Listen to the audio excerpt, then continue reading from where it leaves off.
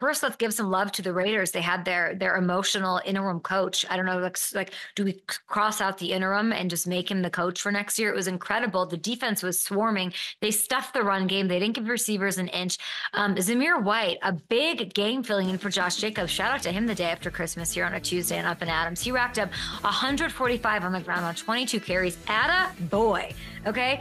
The game sealing run late in the fourth quarter, just brilliant. And so none of this that I'm about to say is to take away from what Vegas did and how they fought the way to the win. And by the way, they're still very much alive in it.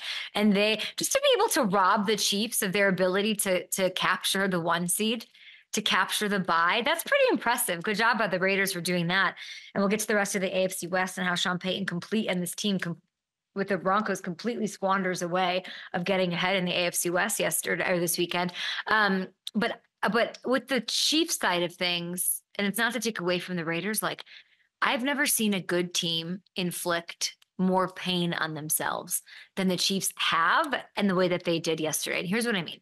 The 2 defensive touchdowns that they gave up within 7 seconds of each other, not just that, costly penalties, weird, like, where's the cellular connection? Like, I don't have enough bars. The miscommunications out there. What's happening out there? They have missed field goals.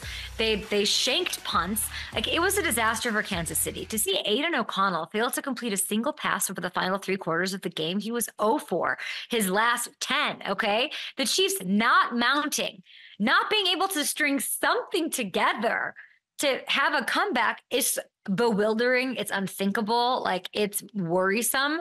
These are like the words to say the least. Okay. We've been waiting all year for this team to get it going at some point because I have, this is my vibe on this is like, I'm not going to get caught saying they need a receiver.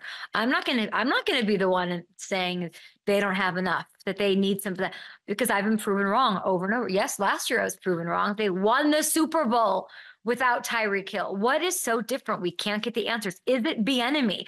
Why doesn't anyone want to talk about how maybe Bieniemy leaving is why this team isn't communicating well? And then you see Patrick out there in this sort of demonstrative way that we've seen Brady do. We've seen, other quarterbacks who we've never really seen out of Patrick. Is it because that's Bieniemy's role while he was while he was the OC there? He sort of held people accountable for things, so the sloppiness with Tony, those sort of things. Like, it's very weird, and I'm starting to worry. I am, because I don't want to get caught and, they'll be in the Super Bowl. Do they seem like a Super Bowl team? Would it surprise anybody in the YouTube chat, on Twitter, on FanDuel TV watching? Is this the team that has one and done written all over them? Are they getting out of their first round in the playoffs? What do you guys think? At Up and Adams Show. What it means for the picture, the Chiefs are eliminated from contention from the 1 seed. Congrats to the Raiders for pulling that off. Like I said, they should still take home the AFC. They should, underlined, italicized, with a big old circle around it. They haven't clinched squat yet, okay? The Raiders and Broncos, they're still mathematically alive there. For the Raiders, they're within a game of the AFC wildcard spot after everything that went down this weekend. They only have a 12% chance of getting in right now. So there's a real path that really exists, guys. Let's break it down here.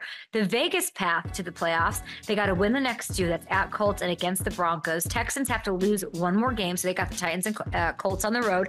Bengals have to lose 1 more game. Very likely they're on the road against the Chiefs. They've got the Browns to close it out. Feisty week 18 for that Bengals squad. Titans have to lose one more game at Texans versus Jags left. And the Ravens have to beat the Steelers week 18. Okay, so basically what we're saying is for the Raiders to get in, they need to win out against the Colts and the Broncos at home to wrap the season. They need all of that to happen. So could it happen? Yeah, they've got to take care of their business, but there's a real chance for these Raiders. Hey, everybody. Thank you so much for watching. Subscribe right here. Do it now for the latest from Up and Adams.